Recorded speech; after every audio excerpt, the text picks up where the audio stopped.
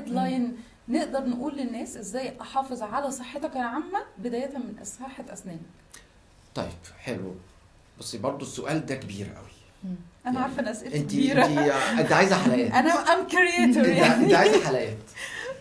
بصي انت ازاي تحافظ على اسنانك عشان تحافظ على الصحه العامه، خلينا نقولها كده. ماشي تمام. هو مبدئيا لازم ثقافه البريودك فيزيت تو دنتست، اللي هي الزياره الدوريه لطبيب الاسنان. صح. الثقافه دي لازم تدخل دماغنا.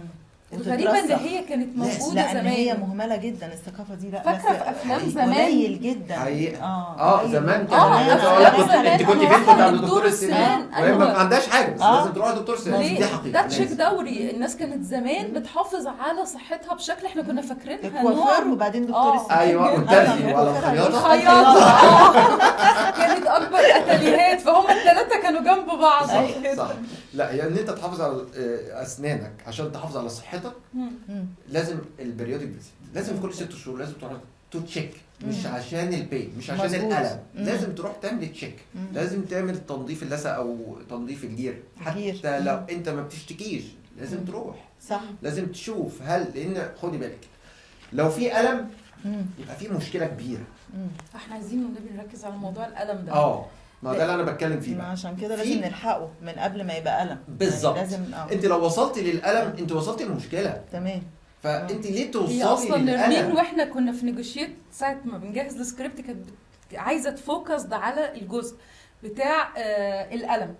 فاكره ما كنا قعدنا جوه نتكلم في حته امتى لما ايه نوع الالم اللي لما ابدا احس بيه لازم ابدا اروح على طول، ما استناش لغايه ما توجع قوي بقى واقعد طول الليل. ما هو الدكتور مش عايزك انا مش عايزك تحسي بالالم. انت حسيتي بالالم طبعا هتتوجهي لدكتور الاسنان، حتى لو الم بسيط ما تاخديش المسكن.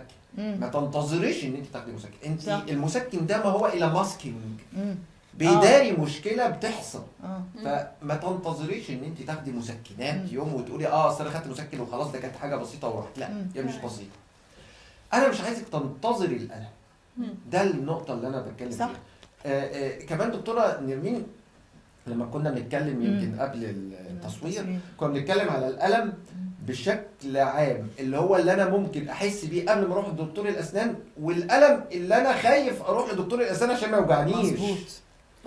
انت فاهم اللي هو الدكتور الاسنان المرعب المخيف مش دكتور معتز. لا والله انا يعني في لا العقليه بتاعت اطباء الاسنان خصوصا الشباب اختلفت.